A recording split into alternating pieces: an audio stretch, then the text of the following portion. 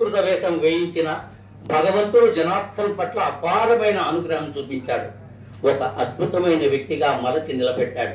భక్తిపూర్వకమైన గాత్ర సంగీతాన్ని వరంగా ఇచ్చి వారి జీవితాన్ని భక్తి సంగీతమయం చేశాడు.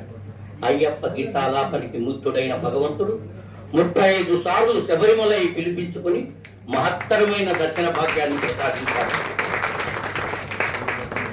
ఇంకా జనార్దన్ గారి పాట అనేక సందర్భాలలో ఉత్సవాలలో మారుమ్రోగి ప్రజాభిమానాన్ని సంపాదించింది.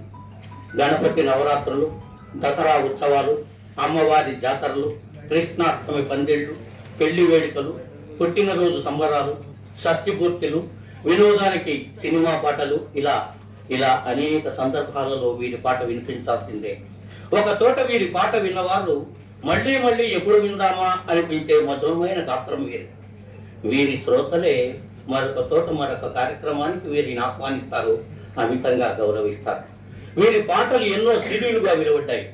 మాన్య ముఖ్యమంత్రి వర్గాలతో వీరి సీడీలు ఆవిష్కరించబడ్డాయి.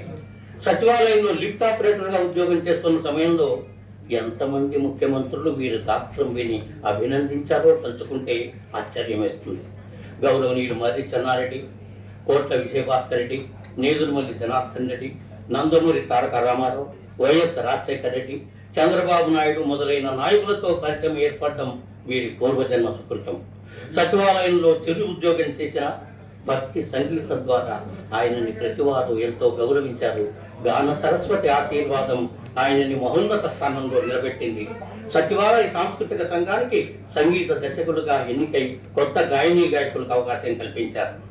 39 సంవత్సరాల పైన ఉద్యోగం కొనసాగించి పదవీ విరమణ చేస్తున్న ఈ తరుణంలో ఆయనలోని కళాకారుడు మరింత కళాసేవ చేస్తారని విశ్వసిస్తూ, మనస్ఫూర్తిగా భావిస్తూ, చేయాలని ఆశిస్తూ శ్రీ కొప్పుల జనార్దన్ గారికి శుభాకాంక్షలు, శుభాభినందనలు తెలియజేస్తున్నారు ఉభయ తెలుగు రాష్ట్రాల సాంస్కృతిక సంఘ అధ్యక్షులు, ఇతర కార్యవర్గ సభ్యులు మరియు తెలంగాణ రాష్ట్ర సచివాలయ ఉద్యోగులు. మీ అందరికీ నమస్కారాలతో వారికి ఇవ్వాల్సిందిగా కోరుతున్నాను.